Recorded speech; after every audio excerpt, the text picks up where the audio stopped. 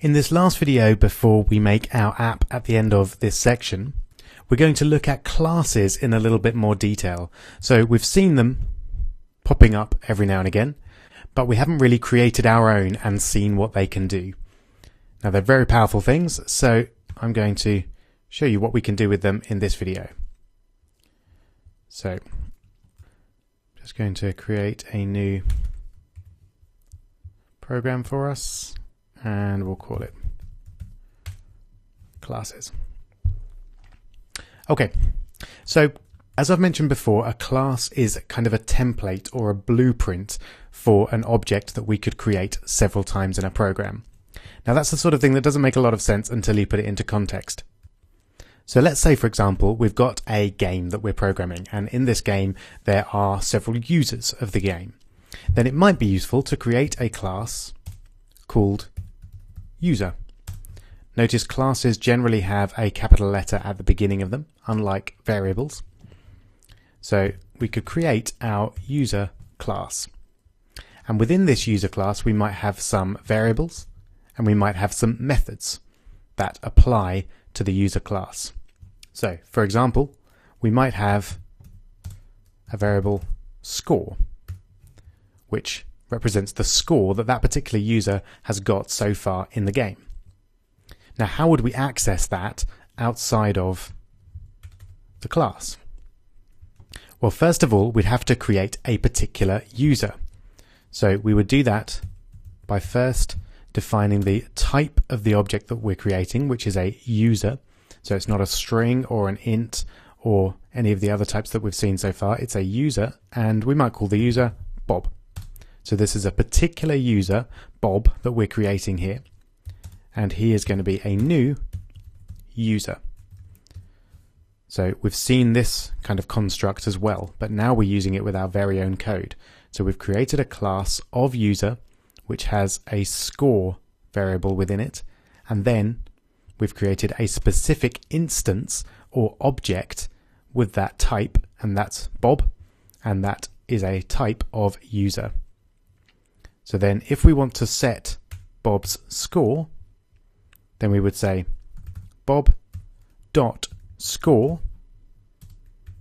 is equal to, and then whatever, 10, let's say. Then if we wanted to display that or use it somewhere, we'd just do it in the same way. So system out print ln bob.score. And then we run that and we get the score of 10. So you can see what we're doing is quite similar to what we've done before, and to be honest, I won't be able to convince you that you should always write your code like this rather than just having a variable called score and setting it equal to 10. But you might be able to see that this is quite a convenient way to set up your code, and it really helps when you start building big libraries of code, that when you've got all the logic of the user together in one place rather than spread out all over the place, then it's much easier to maintain and keep control over. So let's see how else we might use this. Let's say that in our game we've decided that when you get to 100 points you win the game, and we want to check whether a user has won the game or not. Then we could create a method within our user class that's going to return true or false depending on whether the user has won the game, whether they've got 100 points or more. So we'd do that by creating a public method, public so that we can create it from anywhere. Now we're used to using void because we usually return nothing, but this time we're going to return true or false depending whether or not the user has won the game. So instead of void, we're going to return a boolean, a true or false. And then we'll call the method has won, and parentheses because it's a method, but it doesn't need to take any variables. And then we can do a check. If score is greater or equal to 100, then we're going to return true. So that means we're going to return the value true to where the method was called in the first place. And if it's not, we're going to return false. There we go, because the user hasn't won yet. Now how do we use that down here? Well, the obvious thing would be to just change this to bob.hasWon, and then because it's a method rather than a variable, we need parentheses afterwards.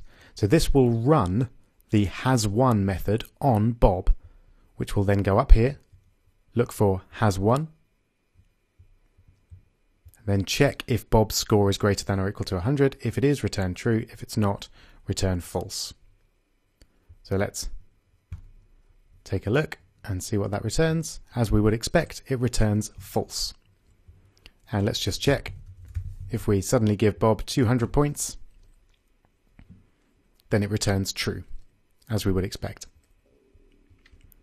So that means if I want to suddenly change the winning score of the game, then I change it here in the user class with all the other user information and logic and data, which makes a lot more sense.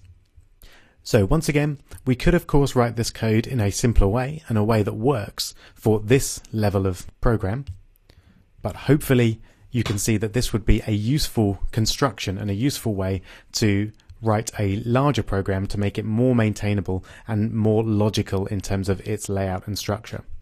So here's your challenge. Can you create a class of number, and then that number class, I want to have an integer value associated with it, which could either be positive or negative, so greater than 0 or less than 0.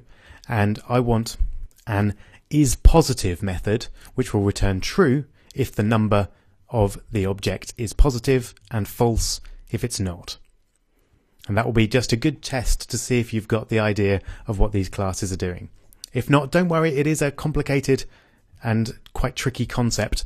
So if you want to watch me do it, then that's absolutely fine. Best of luck though.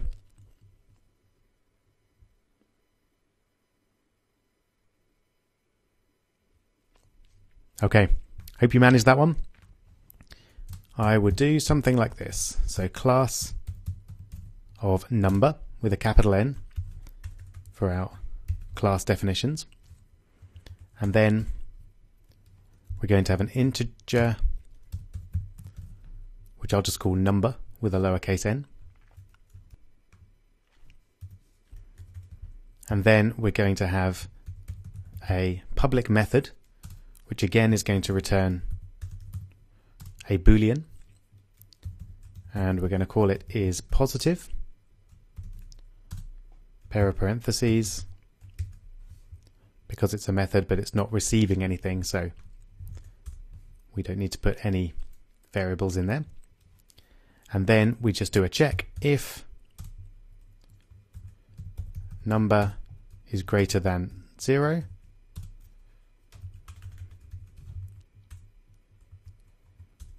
return true, else return false. There we go. So that's our class. We're done. Let's just create a new instance of it, an object, just to make sure that everything's as we would expect. So we're creating a new number. I'll call it my number, and that's a new number, as we've seen. And then I'll just set that number. So my number dot number, I'm going to set equal to 7, which is of course a positive number, so I'm expecting a true result here. And then I'm actually going to use an if statement, and I'm going to use my number dot isPositive as the test for that if statement. Because this is a Boolean, I can just put it straight into an if statement, and if it's true, then my if statement passes as true. And then I'm going to be a bit fancy, and rather than just printing true or false to the console, I'm going to use system.out and print ln, and I'm going to get my number dot number plus is positive. There we go. And else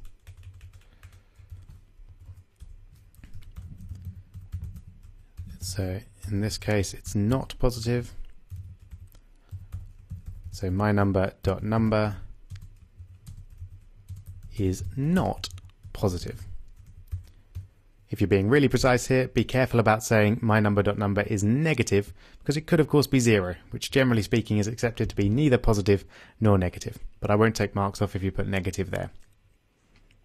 Okay, that's it. Of course, the important thing here is what we're doing here.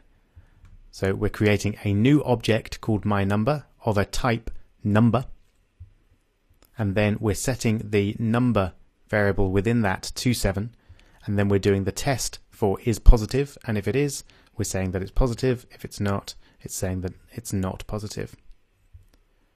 So let's just check that. I've got an error in there. Did you see that coming? I forgot to put my pair of brackets after is positive, because this of course is a method, not a variable, so it needs an open and close pair of parentheses. There we go. 7 is positive. If I change it to -7, we get -7 is not positive. There we go. So I hope that's helped clarify a little bit of what a class is, what an object is, and how we might use classes in our code. In the next video, we're going to create the second and final app of this section, and I'm going to encourage you to do it in an object-oriented way. So that is using classes and objects. I'll see you there.